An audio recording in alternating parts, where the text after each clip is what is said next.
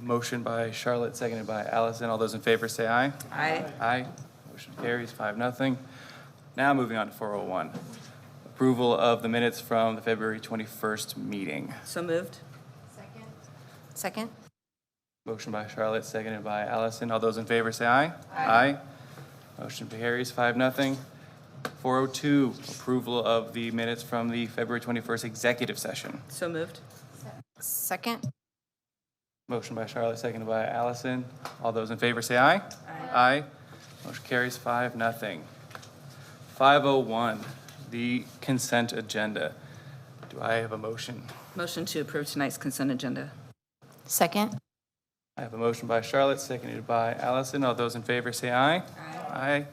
Motion carries 5-0. As part of our consent agenda, I just want to quickly thank First Things First for their donations. I also wanted to thank the Thai Foundation for their very generous $583,016 donation. Especially want to thank Kathy Stevens, who's in the audience tonight, the president. And I want to hand this off to Mr. McKee. All right, thank you, Mr. President. Tonight, we have two individuals that you approved on the personnel summary that I'd like to speak about. I'm going to start with, tonight, you approved Miss Andrea Wald to the position of Assistant Principal of Broadmoor Elementary, and I'll share a little bit about her background. Andrea earned a master's degree in language and literacy and a bachelor's degree in elementary education from Arizona State University. Andrea brings an extensive background in education, serving as an adjunct professor, assistant principal, and then most recently as TOSA for Broadmoor Elementary. Those who know Andrea have shared that she is a competent, dedicated, and effective education leader who is committed to student success. She demonstrates outstanding leadership skills in student management, curriculum and assessment, personnel training, and parent involvement. And she is thrilled to continue being part of the Tempe Elementary School District and ready to build lasting relationships with our students. Congratulations, Andrea.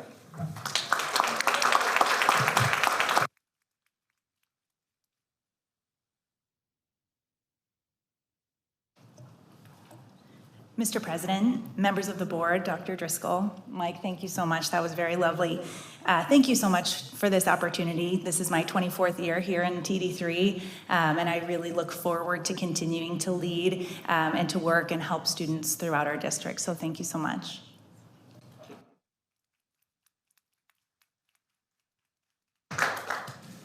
All right, Mr. President, members of the board, Dr. Driscoll, I'd like to recognize another individual that you approved. Tonight, you approved Miss Amy Evans to the position of Interim Gifted Coordinator, and I'll share a little bit about her background.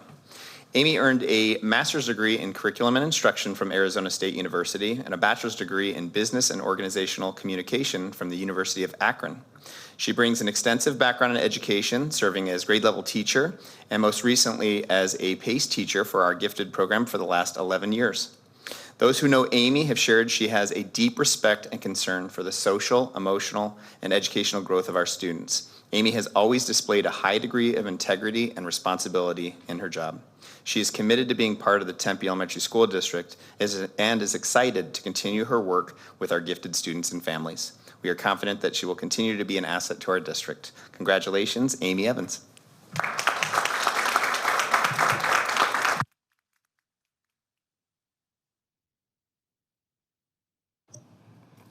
Mr. President, members of the board, Dr. Driscoll, and Mike, and to everyone else who's here, I just want to thank you for the opportunity and for prioritizing gifted education in TD3. Something I'm very passionate about, and I'm excited for the work ahead.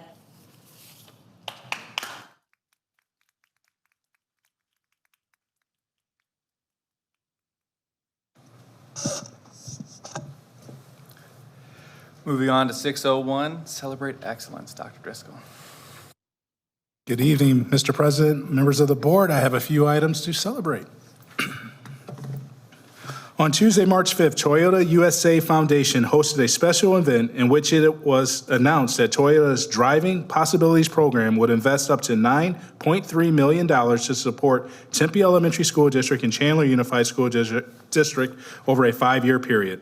The funds received will be invested in STEM education and a resource hub for students and their families. Holdeman Elementary, Scales Technology Academy, and Mosley Middle School will be the school communities who will participate firsthand in this partnership. Thank you to our TD3 Governing Board, our TIE Foundation, our local community partners, Mosley Middle School students, and our school and district leaders for joining us for this momentous occasion. Toyota's Driving Possibilities program will introduce TD3 students to the boundless opportunities for a career in STEM, providing them access to inclusive and cutting-edge educational opportunities that are responsive to the demands of the future workforce, as well as improved access to critical support services for students and their families. This is truly a unique opportunity in which we are building STEM awareness and interest in our students while also helping to address the basic needs of our students and their families. We are excited and grateful for this opportunity. It is not every year that you see February 29th on the calendar. I actually had a friend that was born on February 29th, and I used to joke with her that she's the youngest person I know. In fact, it was only once every 4 years. Jessica Leister, a first grade teacher at Fuller Elementary, took advantage of this special calendar event by teaching her students about Leap Day and helped students make goals for the next 4 years. The students ended the day by dancing to the Leap Day frog song and decorating festive hats. March is National Social Work Month. Our TD3 family has an amazing and dedicated team of social workers. Each day, they go above and beyond in their work with students and families to ensure that they have resources and support they need. Please join us in thanking our social workers for all that they do.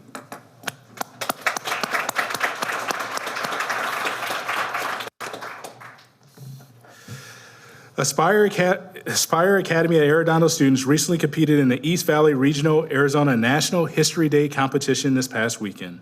Did we have any? Okay. From papers to documentaries, 41 4th and 5th grade students presented on topics of their choice that fit this year's theme, Turning Points in History. A special congratulations to 38 students who advanced to the Arizona History Day state competition in April. And that concludes my Celebrate Excellence for this week.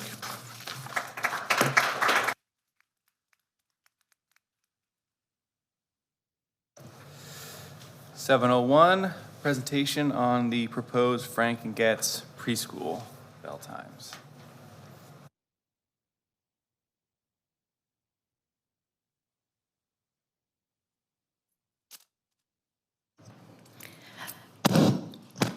Good evening, Mr. President, members of the board, Dr. Driscoll. In the spirit of continuous improvement and always doing what is best for our children, I'm here tonight to present proposed changes to the developmental preschool bell times for the 2024-25 school year. These changes would affect the developmental preschool classrooms at Getz and Frank Elementary in order to align with the current preschool bell times for the developmental preschool at Nevitt Elementary. The developmental preschool program provides special education services and instruction for our preschool students that have individualized education plans. There are important benefits of changing the bell schedule for our developmental preschools. Changing the times will create consistency across the developmental preschool classrooms, which would offer more time and possibilities for staff collaboration across the schools and across the program. It would also help our PM students at Getz, which currently are released at 4 p.m., get home in time for dinner. So this is these are the current bell times for Frank and Getz. And the proposed Frank and Getz developmental preschool bell times would align with the Nevitt Elementary current developmental preschool bell times.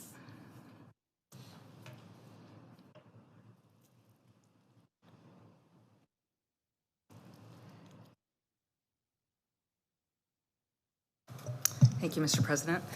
So I have lived those schedules, and yes, that is very hard when your little 3-year-old's getting home at 4:30, 5 o'clock. Yes. So I applaud it. The only question I have actually goes to Jesse, because I've always been told that the bell schedules were driven by bus issues, and that's why Getz was always last, is because of the unique needs for picking up and dropping off all of those kids. So how is that all of a sudden a possibility? That's a great question. We actually, since we changed the bell schedule last I don't think your year? microphone's on. Oh, the green button's on. Oh, I gotta get closer, like that. Since we changed the bell schedule last school year, we're able to accommodate this time. It fits in there just perfect. Very jealous, very, very jealous. I think this is great for families, especially how little those kids are. They need to be home a lot earlier.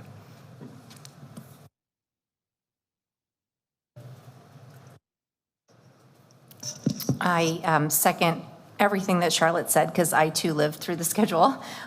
Second question though, Jesse, for you is, sometimes GETS is the one that gets messed up during weeks like this where we have our parent-teacher conference. Does that still apply? Does this help that? We know it helps the families and the kids, because the kids are about to melt down by 4:10 when you pick them up, but how about Yes. for you guys? This schedule actually will eliminate the issue with parent-teacher conference week, so it fits right into the schedule. So this is a win-win for us.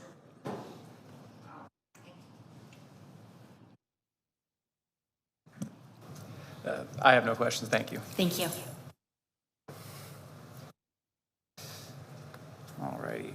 8:01, open call to public. We have no blue cards. And yes, everyone, you're free to leave. Moving on to 9:01, discussion, consideration, and possible approval of a copyright transfer and license agreement between Tempe Elementary District and Jeanette Arredondo. Dr. Driscoll? So a while ago, we had the need for looking at our policies and regulation as they were related to creating school mascots. In this case, normally we wouldn't have to bring this to the board, but in this particular case, we went with the outside agency to create the actual logo. And when you do that, we need to make sure that the district actually has the rights to that logo. And so that's why this is being presented to you. If we would have used our in-house person for the logo, we wouldn't have had to bring it to you. But because of that, we wanted to make sure that if this was going to be a logo that Carminati was going to use, that it had board approval, and we had agreement that it became property of the district. And so the person in this case has been willing to say, yep, we give you all rights to that logo for use and everything, but we needed to go into a formal agreement, so we had it documented that that becomes the property of TD3.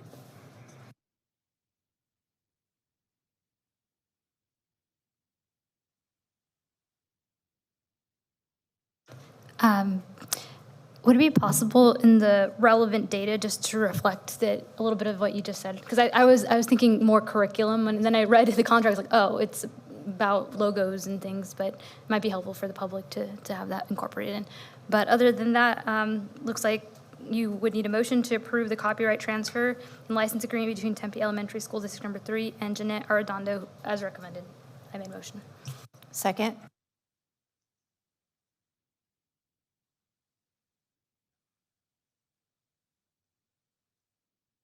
There we go.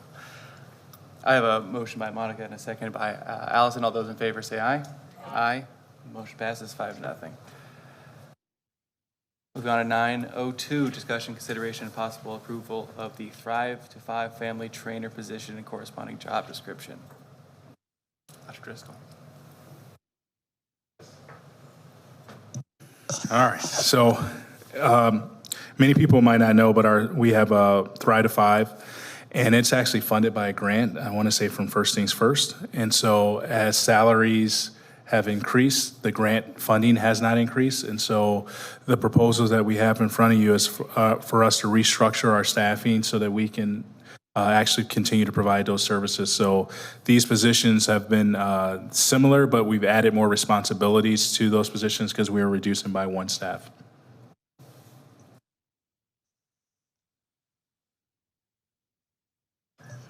I have no questions, but I'm willing to make a motion. Okay. I'd like to make a motion to approve the Thrive to 5 family trainer position and the corresponding job description. Second? I have a motion by Charlotte and seconded by Jim. All those in favor say aye. Aye. Aye. Motion carries 5-0. Item 903, discussion, consideration, possible approval of the Thrive to 5 Family Resource Center manager position and corresponding job description. I assume this is a similar thing, Dr. Driscoll? Yes, same thing, same position that we currently have, just added responsibilities. I'd like to make a motion to approve the Thrive to 5 Family Resource Center manager position and the corresponding job description. Motion by Charlotte, seconded by Jim.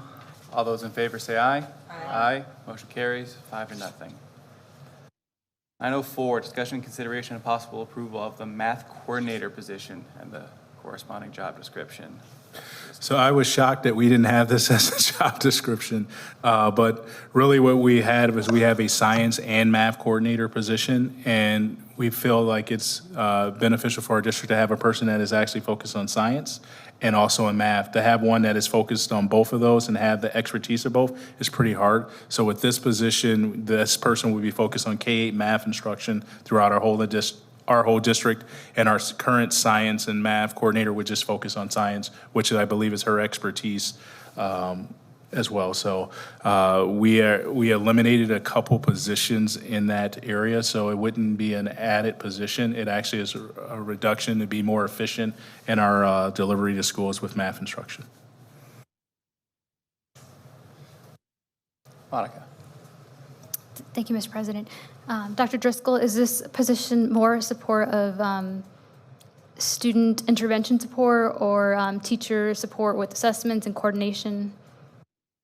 A little bit of both. So really math instruction across the board. So from teachers' understanding of standards and curriculum to actual how that interacts teaching with our students. So a little bit of both of that, but really a person that actually knows the mathematics standards K-8 and can help our teachers be able to deliver that for our students. Allison. Thank you, Mr. President. In regards to the positions that had to be eliminated, what will happen to those teachers or those jobs? Very good question. So like with anything in every system, we look at efficiencies. And so what we have is we have a whole bunch of open positions that all of our candidates could actually apply for. We actually have, they can apply for this position. So many of the people, it was like two positions, they could actually apply for this position. And so it'd only be one person impacted. But we have coaching positions and other positions open throughout our district that they would be highly qualified for to apply for. And if they would have that job. Are those in math? Math, yes, math and instructional coaching. And then we have math teacher positions, I imagine, in our district as well open. Okay, so there's positions for those who may be eliminated on this position that they would have access to that would be similar kind. Kind or other positions that they're appropriately certified for. Okay, and then this position does not have anyone in it yet, No. but there is somebody in the science position. Yes, But so. there is not somebody in this math position. Yeah, this math position would be new. Right now, we have a science and math coordinator. So basically, we're saying science coordinator and then a math coordinator. So the person is in science and math coordinator, she would just be the science coordinator. Am I explaining that right, Katie? Thank you, Mr. President. Jim. As I recall, we used to have a math coordinator and we used to have a science coordinator. Then we blended the two years ago. And then we haven't been able to keep one person in that job for more than 2 years. And they move on because they're highly qualified and trained and from that standpoint. So I'm in favor of this proposal, particularly because it's science and then it's also math, and they're broad areas where we know that our students aren't even up to the average in Arizona for our peer groups. So, Mr. President, I would like a motion to approve this math coordinator position. I'll second. Before we get to the motion, Charlotte does have a question. Thank you, Mr. President.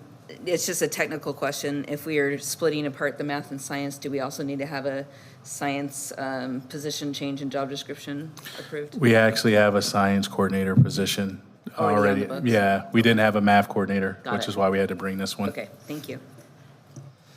All right, so I have a motion by Jim and a seconded by Monica. All those in favor say aye. Aye. Aye. Motion carries 5-0. Moving on to 9:05, discussion consideration and possible approval of the STEM developer position and the corresponding job description. Dr. Driscoll. It's a night of me talking. So the STEM developer position is a part of that Toyota $9.3 million. As part of that, we have a focus on STEM, and one of the creation of a position that is totally funded by the foundation is the STEM developer position. One of the things I would tell you would be K-8 focus. I know we had some questions on that, but it'd be a K-8 focus. I think we're going to start in the middle school and then work our way down, but it would be a K-8 focus STEM developer position.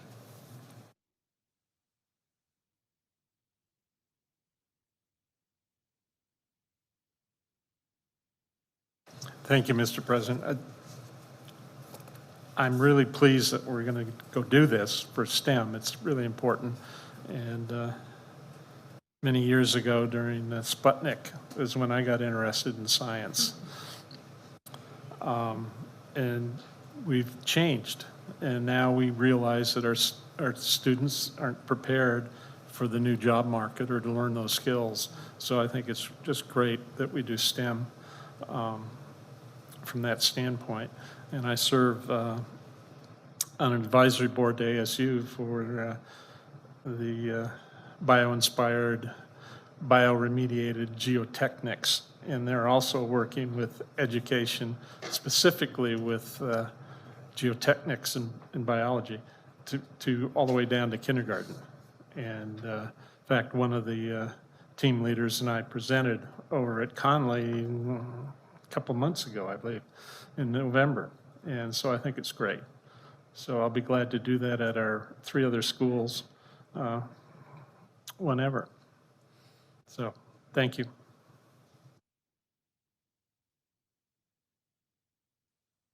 Thank you, Mr. President.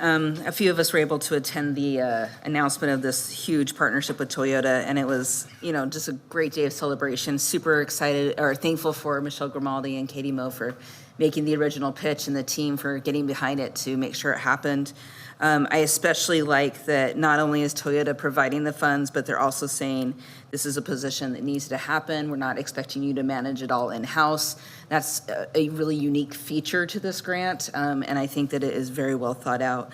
And I would like to make a motion, if no other comments, to approve the STEM developer position and the corresponding job description. Motion by Charlotte, seconded by Monica. All those in favor say aye. Aye. Aye. Motion carries 5-0.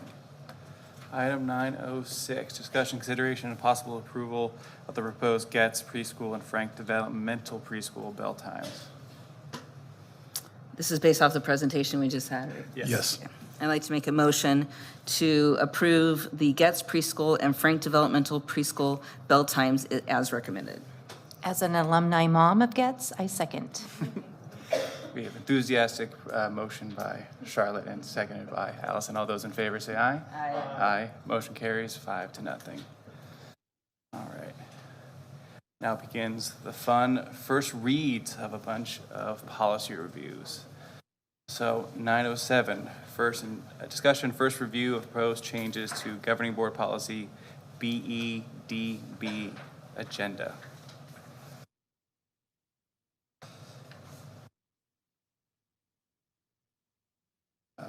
Monica.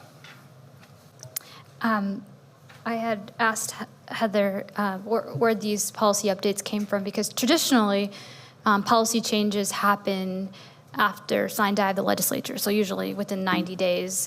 So we ensure that we're in compliance with whatever laws the legislature had passed for that session. Obviously, we're in the middle of session, so it's definitely not about any new bills, but it seems like these were some cleaned up bills or cleaned up policies that were made, I guess, through our policy services. But we'll definitely be taking a good review to make sure that they align with state statute and that they don't have any additional things that may cause more confusion. I guess that's what they're trying to alleviate, but just wanted to make that clear because I was confused as to why we're doing policy updates, so many of them, or first reads in the middle of session.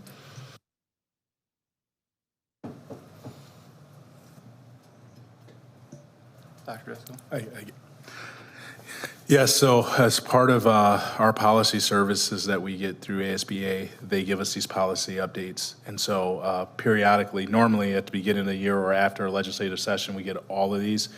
This time, they gave us a whole bunch, but they were just what you were saying, cleanup of language from different laws to make sure their policies match to what the law says. Allison. I would like to thank whoever did the cheat sheet because that helps a lot after reading all of these. Are we going to go through each one individually, Mr. President, or are we going to group them since they're changes? Because if we group, I just have a couple questions on some of them. Individually. I was gonna say, if we could group them, that'd be cool, but I think we have to.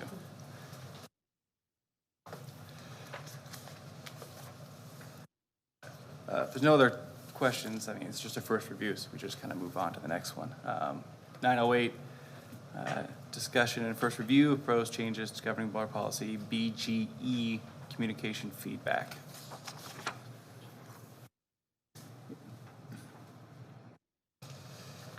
Any questions on this one? Alrighty. 909, discussion first review of proposed changes to governing board policy CFD, school-based management. Charlotte? Thank you, Mr. President. I'm just wondering why on membership A, B, and D, why the policy advisement is to remove the number of required individuals in those three categories. I can find that out. I think it was more just that to not be prescriptive to schools, but just saying that you just needed to have at least a parent, a teacher, a non-certified, a community member, and students if the school is a high school. But I'll check on that, and at the next one, I'll come back and give you that information. Thank you, Mr. President. I actually looked at the statute to find out, and it is actually now, the changes do reflect as written in state statute. Because I was confused by that too. Why is there a number there and why is it gone and other things? So I didn't hear the first So it does reflect the state statute. I did just look at that up right now, those particular changes. Thank you. Jim? Thank you, Mr. President. Just a comment, I'm definitely in favor of these changes. I think about 23, 24 years ago was how I started up at the former Shamley School that was Laird as a community member. And so I think it's great to have this in here. So thank you.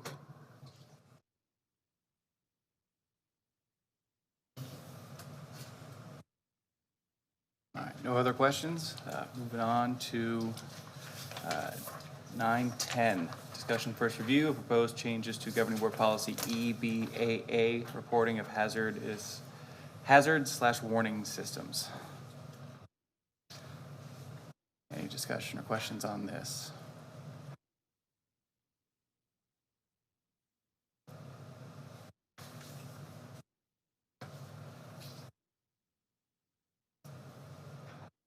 Seeing none, moving on to 911, discussion and first review of proposed changes to governing board policy EBC, emergencies.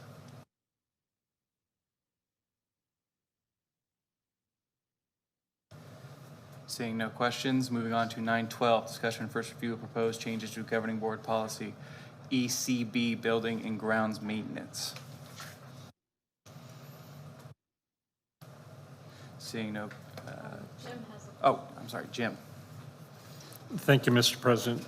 Years ago, I worked with a bunch of mothers down at the legislature to pesticides and pesticide application on school grounds and the notification procedures, because some our students are deathly ill if they get exposed to some of these pesticides or some of the carrier sort of things. So that's why we do the notice. And this may be just inside the building, but it says building and grounds. And so I think that's important to consider from that statutory standpoint. Thank you.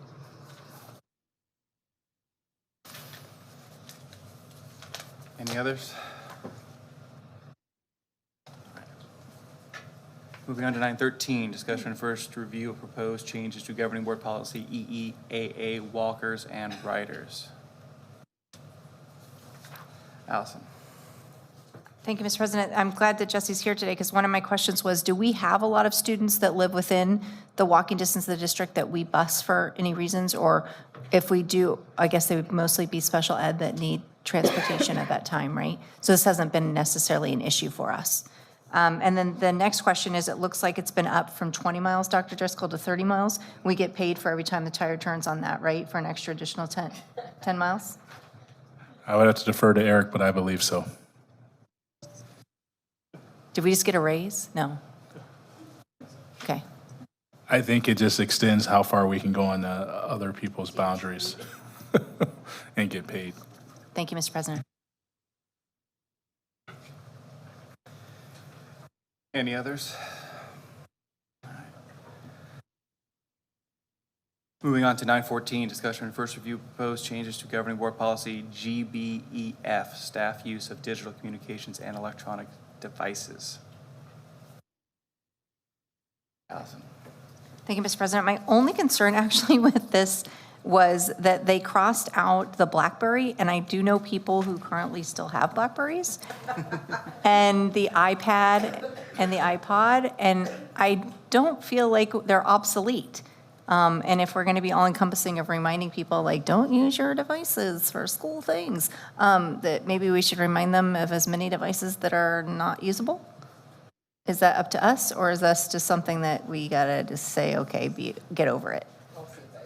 Yeah, it's an advisory. You can choose to take the advice or not, but typically these are all made because of state statutes or something. So, but I'll follow up on this one and find out. Charlotte? Thank you, Mr. President. My only concern, besides the supposedly antiquated technologies that Ms. Years pointed out, is D, shall ensure that technologies used to communicate with students and district staff are maintained separate from personal technologies used to communicate with others. If that's, I just want to know if that's statute or if that's just the advisement. Monica might have already jumped in on that one. I think it is statute, but I can get that information. I know that there was a lot of legislative work on this with teachers using personal cell phones to groom students, especially at the high school level, where you have coaches like, texting and stuff like that. So I almost want to say it was a statute, but I would have to check because I know that there was a huge thing about teachers using personal devices to communicate with students rather than having a district communication. Okay, so this is where I get really nervous. So for example, to me, this also reads in the reverse, like if I use my work computer to check my personal email, does that fall under D? Or if I'm using my personal cell phone to text a message on Class Dojo, is that my personal device that then now is under question? If you're using a personal device to communicate with students about school business, yes. And so what I believe they want is if you're communicating with students, that you're communicating in using district technologies, whether you have a district phone or a district vehicle, that's fine. But when you use your personal device to communicate students related to, that's the thing that I think coming in question where they want you to use a work. Because if you use a work, it actually can be tracked. We can track that and say, yes, this was a perfect conversation, but I can check on that, but I know that this was really in relation to, and a lot of times the high schools with coaches Yeah. using their personal. Yeah, and actually, I'll strike my first question because it's only with students, so it wouldn't be about checking my email. Correct. But it's the second question about Dojo, which is a platform that we all utilize. Yeah. Okay, thank you. And what I would say to you is what we would tell teachers is be careful with using your personal. By all means, we give all our teachers laptops that they can use to do that, but when they do that, they run themselves at risk for having parents and other community members saying, why are you contacting? But we also have parents who want pictures, and nobody wants It's to a haul their catch- laptop around to take pictures. Catch 22, Yeah, so. thank you. Monica. Thank you, Mr. President. I'm not quite sure either of these statutes matches this particular policy, because I don't see anything about it. One of them's about immunity and something else, and they're just, one of them's very long. 1341 is very long, 341, but I don't see anything. I'll look it up. Like in my office, I actually have the legal case that this came into play.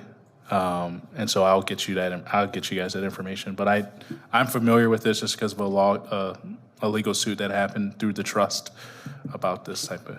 Thank you. Yeah, it'd be great if, just as it matches the statute as closely as possible, so we don't deviate from that. Allison.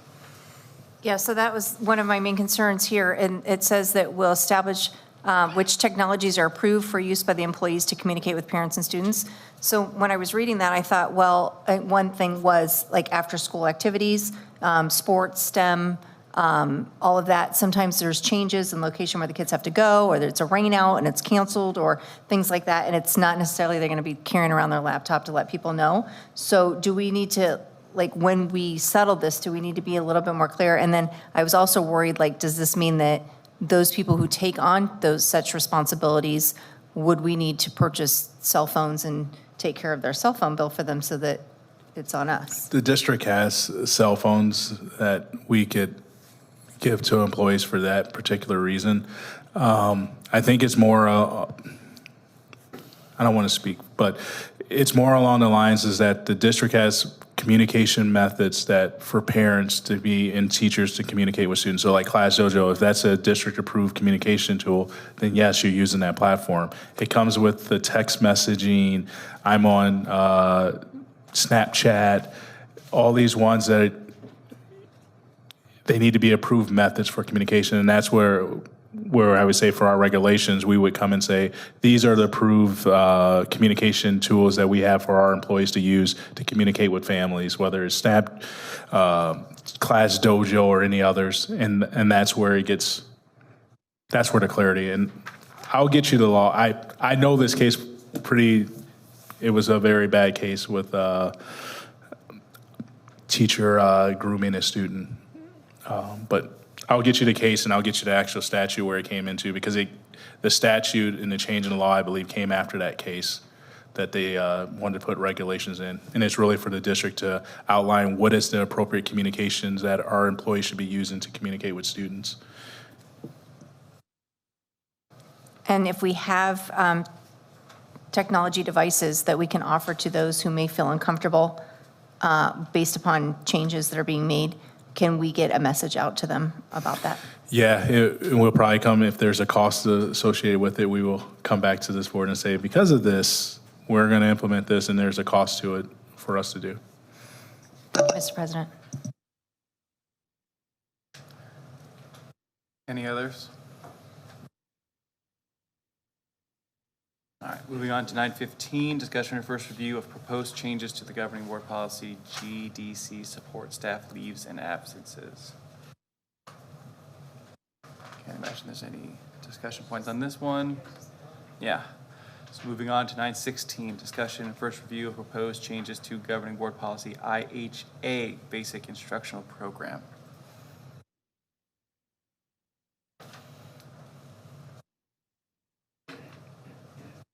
Charlotte. This is another one I'd like to have some help with making sure we're following statute. I'm very concerned with the removal of science, not necessarily experiences, but science, fine and practical arts. We know that fine and practical arts are highly prized within our district. And I do understand that they're trying to minimize the requirements, from how I understood it, that each school needs to provide. Is that accurate, Dr. Driscoll? I can't confirm nor deny that, Okay. if it's accurate.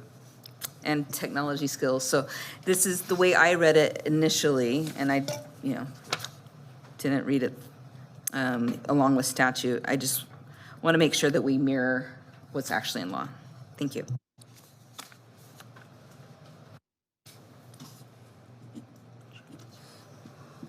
Jim.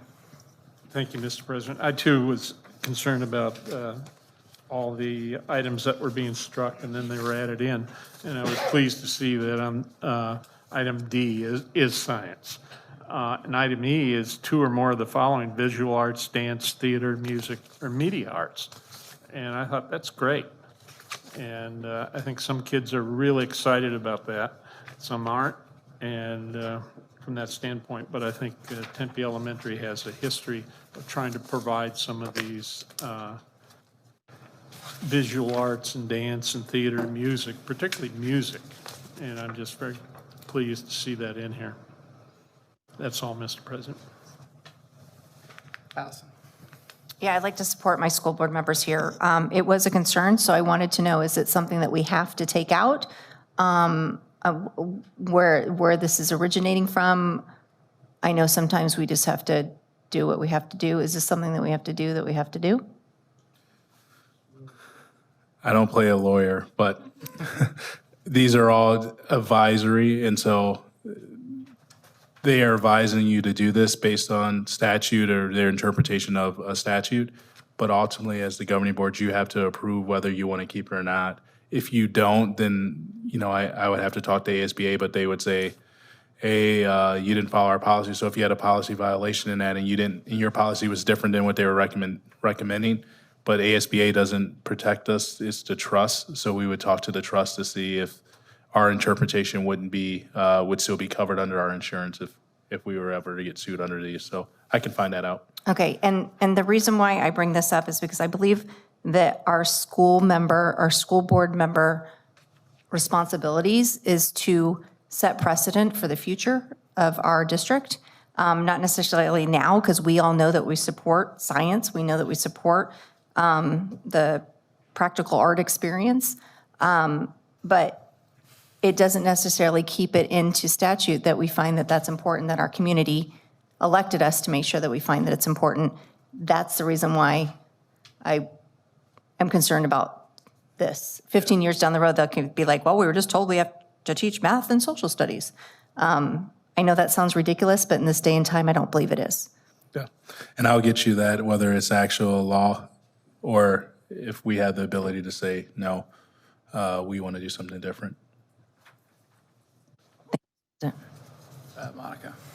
Thank you, Mr. President. And just so that we understand correctly, these are existing policies we already have. The blues, the recommended changes Correct. per advisory. So even if we choose, we are unclear or want to delay, we already have the existing statutes already passed. We already have the existing policies already passed, yes. All these are their suggestions, I would say, based on their legal interpretation of different statutes and stuff like that. But ultimately, the governing board, you have the ability to say yes or no, that you want to make these changes or not.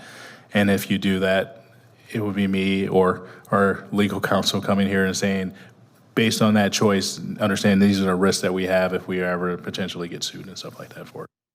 So, but ultimately, you as the governing board, you are correct. You can say, nope, I don't want to do that, and you do not have to do that. These are just advice that they're giving us. Now, if it's a law, then I would say it's the law. So we all signed it, we would follow the law, and we need to make that. But on some of these, they're just advice. There might not be actual laws, their interpretation of what they think the law says. Yeah, it might be a good idea if we could have a little bit more audit of in depth to ensure that it is aligning with state statute as much as possible. Because I don't know, based on one of them I didn't see any, the statutes didn't appear to align with the policy. Charlotte. Yeah, and I just have a question for Ms. Moe. On the back side of this in blue, is speaking specifically about two different areas of social studies. And I just wanted a confirmation that that's already built into the standards for those grades, correct? Instruction on the Holocaust and other genocides, and instruction in the Constitution of the United States. I mean, I've taught social studies Yes. for 23 years, so. Yes, this is all built in. Specifically, number 2, that happens in 8th grade, second semester, Right. and we use all the resources through ADE. Plus Constitution Day that we do every Correct. year for every grade. Yes. And then I just find it interesting we pull out just 2 specific units, so, okay. I just wanted to ask that question. Could we scroll down to the back page so everybody knows what we're talking about? Because they were just renumbered in order. Yeah.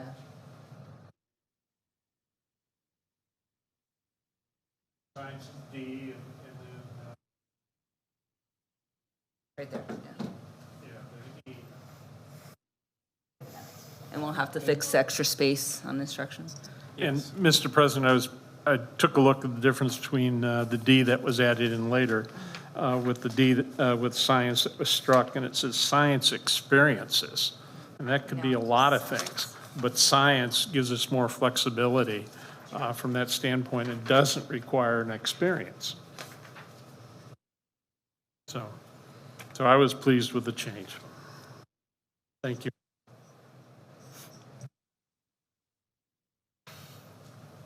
Anything else on this one? All right, moving on to 917. Discussion and first review of proposed changes to governing board policy IMA, teaching methods.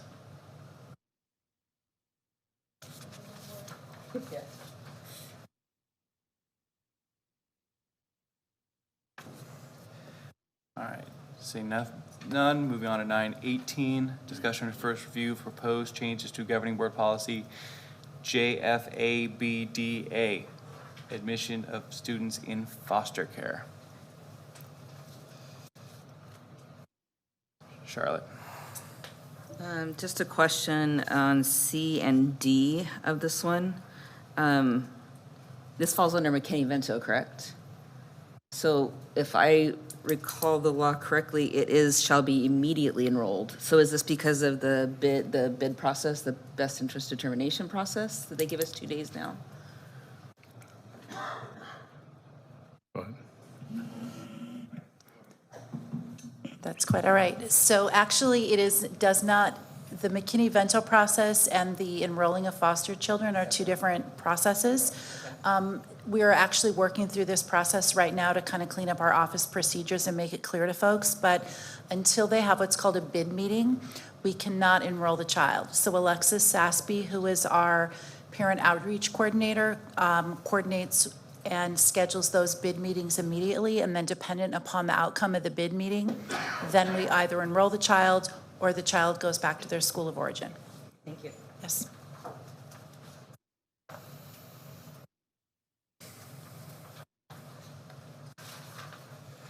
Any other questions?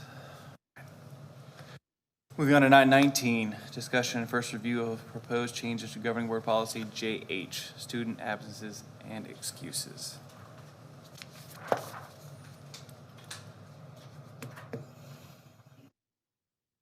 Charlotte. Just want to highlight an area of concern for me, the deployment-related absences, so military family children, right? That would not be considered a reason.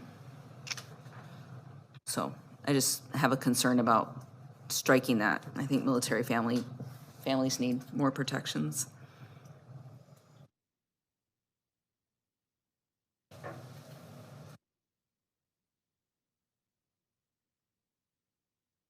Monica. Thank you, Mr. President. In the event that for whatever reason was removed from state statute, that would be something that we actually could, as a district, leave in, correct, Dr. Driscoll? Yeah, you can always have more. Okay. You can always add more people to it. Particularly with excused absences, I think it's only fair for our deployment-related absences, makes sense. Yeah, the only thing I can think of is like in terms of when we report it to the state for excused and unexcused, but I don't even think they even get to that granular of a level. They do not. We just report excused and unexcused. So we could also capture that under other family emergency.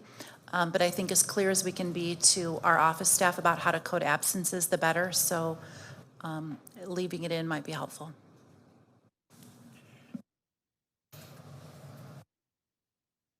All right. Moving on to 920, discussion and first review of proposed changes to governing board policy JHD, exclusions and exemptions from school attendance.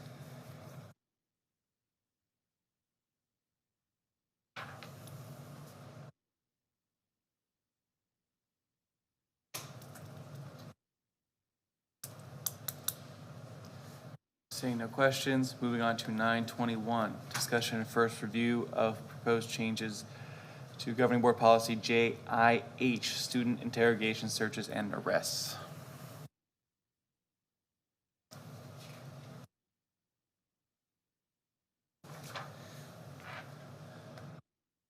Seeing no questions, moving on to 922, discussion and first review of proposed changes to governing board policy JJE, student fundraising activities.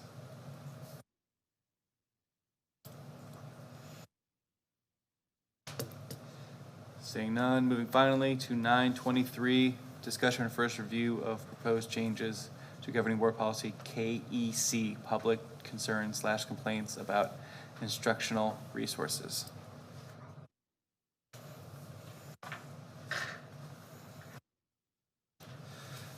All right, seeing none, we are through the nines. On to 1001, reports from standing committees. Yeah. God, I was in that mode.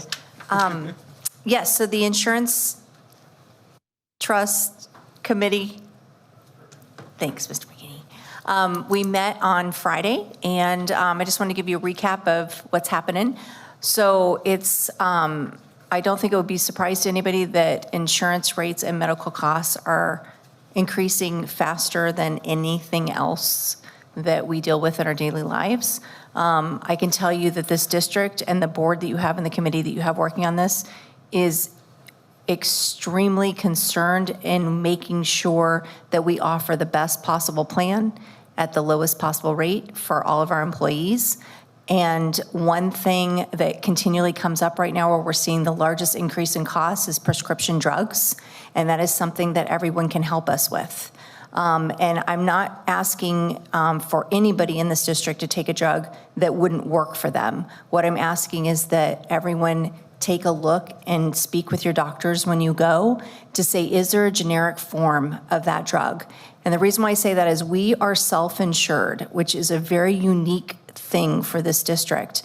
And what makes it so unique and fantastic is that we can decide what type of benefits we want to provide to our employees. And some of them are really awesome and outside the box thinking and making sure that there's less time that you have to be in a doctor's office and more time that you can be with your families, and also opening up to homeopathic care. Things that make you better, not make you worse, is a big focus. But in order to do those things, we have to have the control of it. And the higher this gets, the more costly it gets.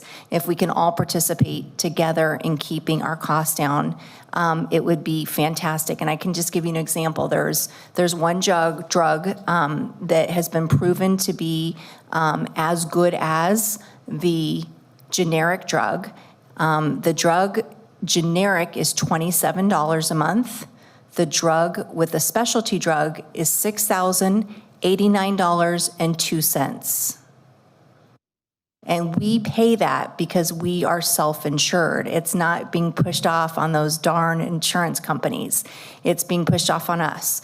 So everybody who's in this room and anybody who's listening on TV, if you guys can help be conversationalists in this and say, listen, our district really does want to continue to have free plans. We want to be competitive to our employees on the insurance costs that you guys have to incur. And with that said, if everyone can start as they get their renews asking about generic drugs, it would help everyone. And when you're talking to your family members in the businesses that they're in, this is a great thing for all of us to be doing, because the difference of $6,089 to $27 is so extreme that you can see that that's not benefiting us. It's benefiting someone else.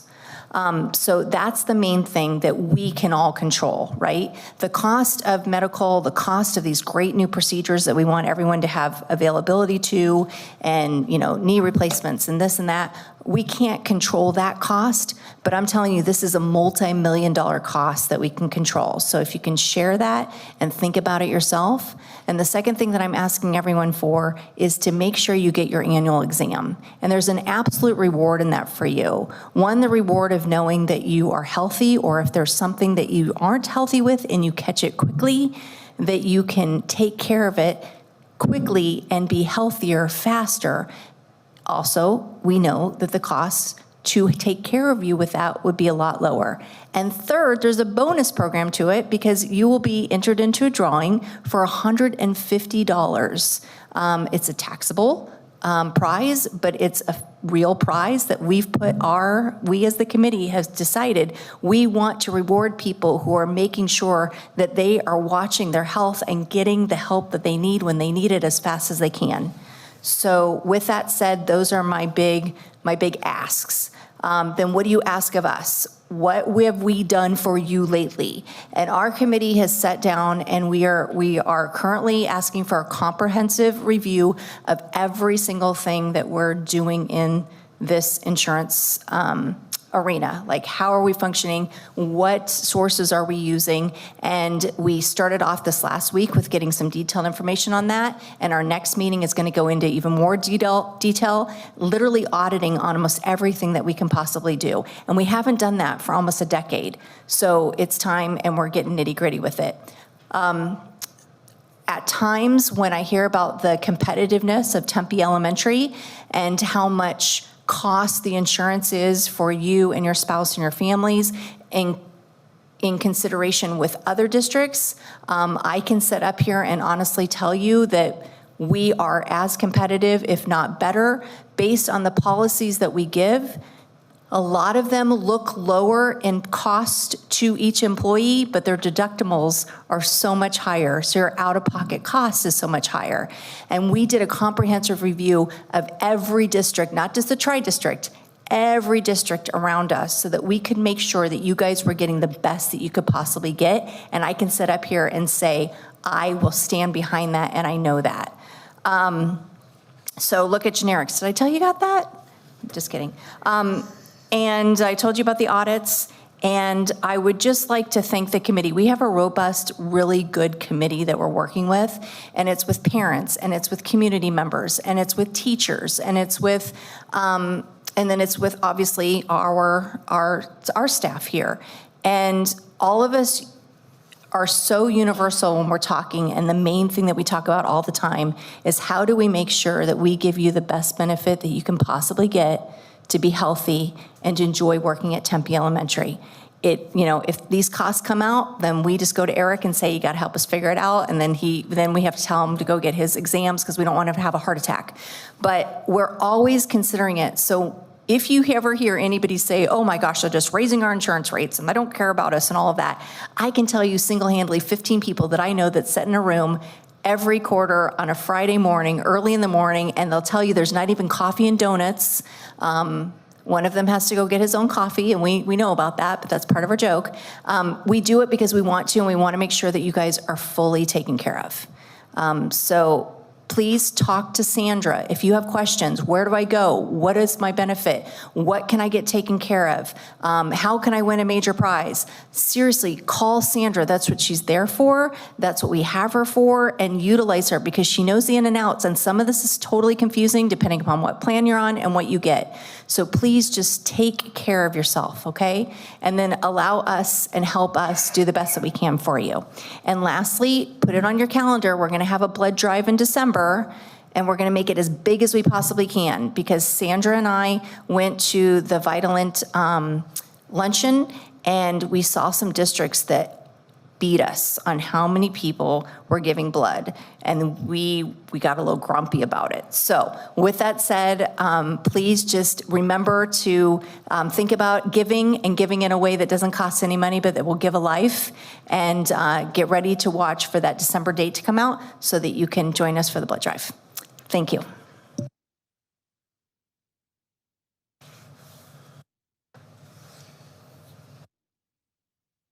All right. Moving on to 10:02, student activity report. I don't think we have any questions there. 11:01, board information.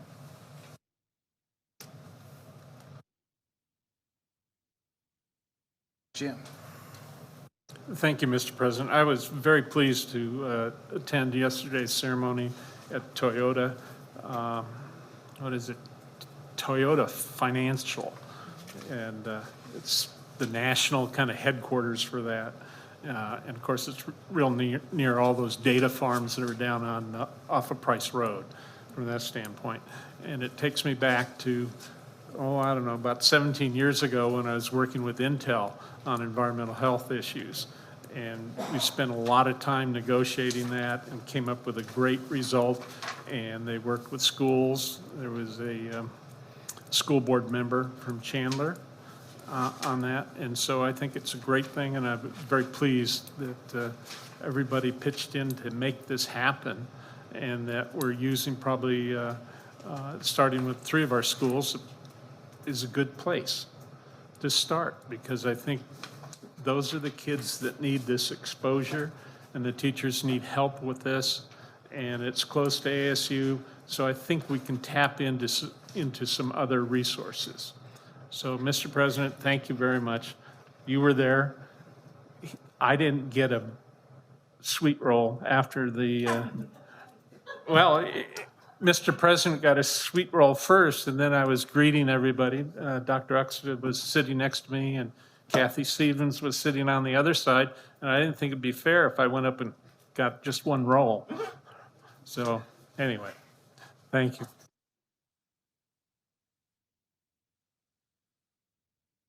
Thank you, Mr. President. I just want to brag. I had a delicious dinner provided by Tempe Elementary Nutritional Services. And I don't know that you mentioned it, Dr. Driscoll, about the CEP. Is that something we can mention?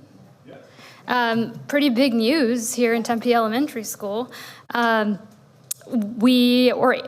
to the work effort of our staff, we were able to expand, apply for, I don't know, what is it called? You do, Dr. Driscoll, I don't know how to. Yeah. So we were recently awarded where all our schools, with the exception of GETS and TEOA, students will be able to eat breakfast and lunch for free. So that's really awesome for our community, and it's through the hard work of Janae, our Director of Food and Nutrition. So she did the work, and our students are benefiting from it, our students and families. Thank you so much. I think I've talked about this before, but for many students, I was one of them, school lunch was the only meal you got for the day. And so this is really life-changing. No matter your income, the kids get a free meal. And I think that's a really huge thing. So thank you to everyone who made an effort and made that happen. A really delicious meal. We're checking on the though.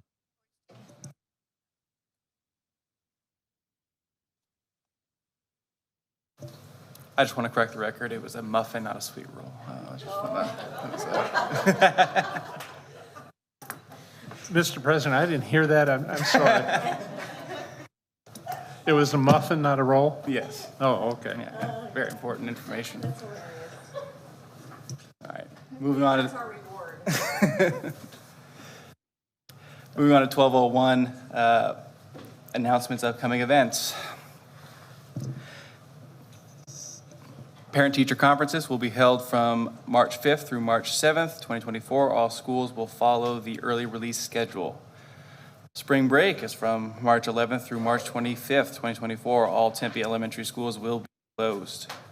The next regularly scheduled governing board meeting is Wednesday, March 20th, 2024 at 7 p.m. in the Karen Arredondo Governing Board room, which is this room. Spring holiday is Friday, March 29th, 2024. All Tempe elementary schools and district offices will be closed. TD3 Excellence Awards reception will be held Wednesday, April 3rd, 2024 at 6:30 p.m. in the Karen Arredondo Governing Board room, which is this room. 13:01, meeting adjournment. Do I have a motion? Adjournment so moved. I usually wait for Eric, but I forget we don't have to do that anymore. Sorry to have removed that, taken that from you guys. All right, we have a motion by Allison, seconded by Charlotte. All those in favor say aye. Aye. Aye. Motion carries. We are adjourned.